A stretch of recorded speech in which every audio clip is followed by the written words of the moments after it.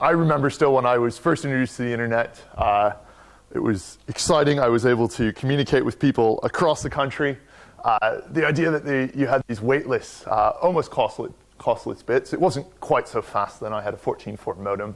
But still, it was a big difference from the heavy atoms, things that cost money to move about. And go forward. And I think it's amazing the knowledge, the information that's been shared online, particularly as we move towards crowdsourcing. This is a map of geotagged photos on Flickr. And this is only a small number of photos that are in the full collection, because these are the ones that have particular geographic reference to them. But the coverage and the breadth of places that we can see photos about on the Earth just from our desktop computers. We switch over to Wikipedia and we look again at geotagged articles. So these are articles that have about a place, an event, something that has a geographic element to it. Again, quite a spread in coverage. This, however, belies a sort of underlying complication here. This is a map of English Wikipedia articles. If I go over to French, they're a slightly different set of articles, slightly fewer. And if I go on to Arabic, articles that are geotagged in Wikipedia, still less. But it's not only that there are less articles in these other languages, but actually the coverage of the encyclopedias are different. So even here as an English-speaking user, you might think, hey, that's English Wikipedia articles. That's the size of about German Wikipedia, which is the second largest. Maybe all those German articles are just, a special subset of English. Not the case. Actually, only about half of the articles in German Wikipedia have a corresponding English Wikipedia entry. And even those that do correspond, no guarantee that the content, the topics being discussed, the presentation, the viewpoints are actually the same at all. French, about 60% of the articles in English. Japanese, about only 40% of overlap between the Japanese articles in English. And very quickly we find ourselves, even as an English-speaking audience here, in a bit of a language bubble. Language is filtering, is shaping the information that we have access to online, often for us in passive ways, so what's available. But if you're a speaker of one of these other languages, there are also times that there's very active affronts to the availability of language for you. So Stack Overflow is a programming frequently asked questions knowledge community, probably the most popular online. And here a user logged in, took the time to ask a technical question. They asked it in French, and within half an hour of their post, they had a comment saying, this is an English language site, and their question was closed. So no one could respond to it. So even later on, if a French language user saw this question, knew the answer, the question was closed as too localized. So that other French user couldn't even respond to the user, even if they wanted to, even if they knew the answer.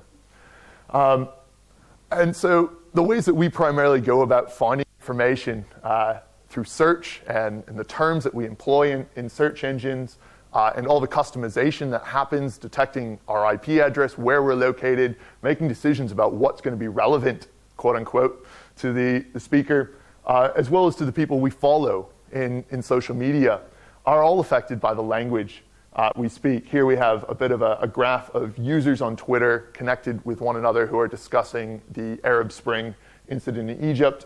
English tweeters on the left in blue, Arabic tweeters on the right in red, or a few of them dispersed around. I didn't separate them. This is a force-directed layout, and the people you mostly connect with are the ones you're closest to. And very clearly we can see that the people that you're mostly connected with are the ones in your same language. And this is a trend that's been in the works and is continuing as overall the percentage of internet users that speak English are on the decline. The amount of content in English online is in the decline as well. And it was a big shock 2 years ago to the Twitter community that 50% of the messages on Twitter are not in English. This particularly was surprising to North Americans, because when the North Americans are online in their time zone, they are the dominant voice, right? You get all of North America wired up. They all wake up for breakfast. They read their morning newspaper. They tweet out news, and that platform is saturated. with English at that time. We get a little bit better flavor maybe in Europe when North America's asleep. You see some of the other tweets, but even so, based on who you follow, what you search for, it's not always apparent that actually, 1 in 2 messages, half of Twitter, messages are not in English. And again, it's not that this is always, that this is just duplicate information being shared in different languages, but as the Wikipedia overlap was showing, these are often different topics, different perspectives, different information being discussed. But there comes time when there's a sort of common event that a lot of us want to find out information about. And this was a study looking at links that I did based on the Japanese tsunami and earthquake last year. And in the week after the earthquake, there were almost 1 million sort of unique links shared on Twitter. Across Wikipedia, just over 4,000 sort of informational links in the different articles on Wikipedia about the earthquake in different languages. And of those links, about 7% on Twitter and just over a quarter on Wikipedia were found in multiple languages. So the sort of idea of what's being overlapped, the photos, the personal anecdotes, the cries for help, and what's being seen by different speakers in different languages actually is quite drastic here. If we map out and you say, hey, I'm an English language speaker, there's a lot of content in English, and you might have other languages as well, but at least if you have access to English, hey, look at that. In Twitter, I get to actually see just over 70% of all those unique links were tweeted at least by someone who spoke, who had their user profile in English, and a little bit over a quarter, again, in Wikipedia. But what's hiding underneath these numbers, again, is the spread of content. How much of that content that you see in English is actually coming from places other than other English-speaking users. And so if we subtract away the links that started in English, and subtract away, so the ones that start in Spanish, the ones that start in Japanese there, to how much of the foreign percentage of tweets do you see? So a link that was first tweeted by a user that was not English-speaking or was not Spanish, how many of them ultimately get retweeted or included later on into the Wikipedia article? Those percentages are much lower, just under 10% for English in Twitter, and all sort of 1-2% levels for Wikipedia. So I'm here to say that, well, that's the sort of general trend. There's hope.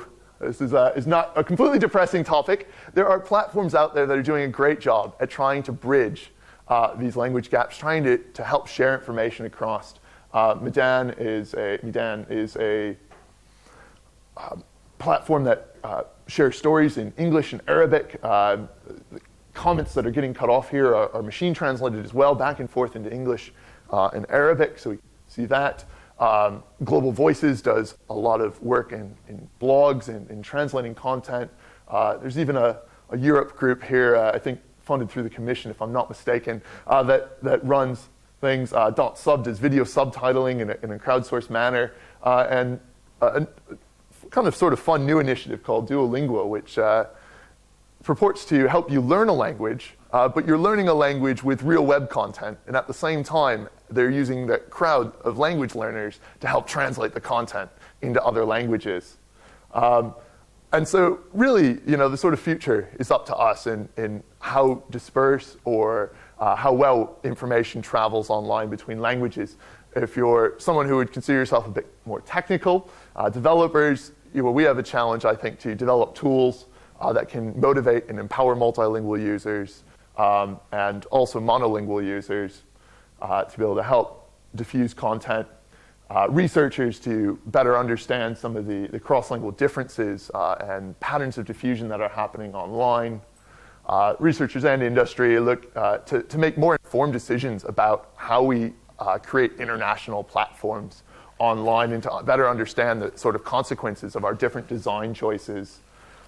Journalists, maybe, as journalism sort of struggles to find itself again, maybe seeing translation as a value add.